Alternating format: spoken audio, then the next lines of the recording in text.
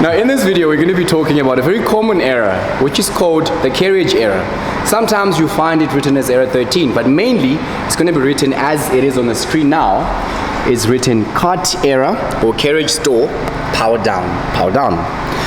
Now basically this sources from a couple of things, but one of the main things to initially check when it happens is this belt here, which is called the encoder strip. Some people call it the grating belt. Now it is a transparent film with a coating. If you check it, firstly it's supposed to be in the center of these three prongs that are here. But mainly it's supposed to be inside a sensor which is called the position sensor, which passes under the machine. Follow the white stick, you're going to see right here, and you're going to clearly see that my belt is outside that sensor. Now how do I fix that? Simply I turn off my machine, and after that I move it. We're going to turn on the machine and you're going to see that the cart error has disappeared. Right, as you can see there's no more movement, and after that comes back and caps.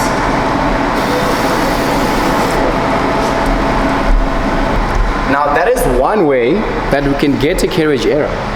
Another way we can get an error is a couple of things. To start with, there's a motor which moves the carriage on this side of the machine. We have conveniently opened this up for you so that you can see. Now on different machines we have different motors. On this motor we have what is called a servo motor, and as you can see it has a red light flashing. Sorry, it has a green light flashing. If you get cart error there and you check that to see that your strip is fine but you're still getting cart error, you might want to come and check this motor here to see if this light is flashing red.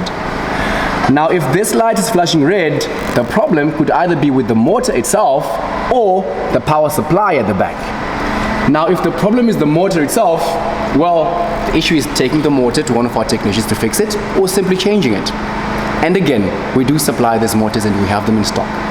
Alright, the other cause which I did mention, which is the power supply, I'm going to show you now as we go to the back of the machine. See here, there's a power supply here which is a 36 volt power supply, and this is the power supply which supplies the motor that side.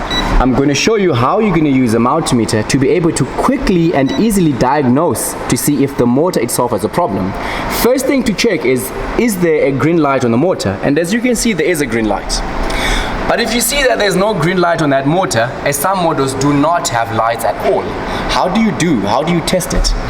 You simply take a multimeter, any multimeter will do, and you put it on the DC phase power. Anywhere that is above 20, and on my multimeter it is on 200. With that being done, I simply come to my motor and I plug it in where I can test the 36 volts. One line is going to be on the V minus, another line on the V plus, and as you can see on my multimeter there, I have 36.2, which is perfectly in the range. That shows me that my power supply is fine. If I have anything that is not in the range of the 30s or plus or minus 5 of that, then I will know that the issue to start with before I even check the motor could be the power supply. Now these are primarily the main causes of a carriage error.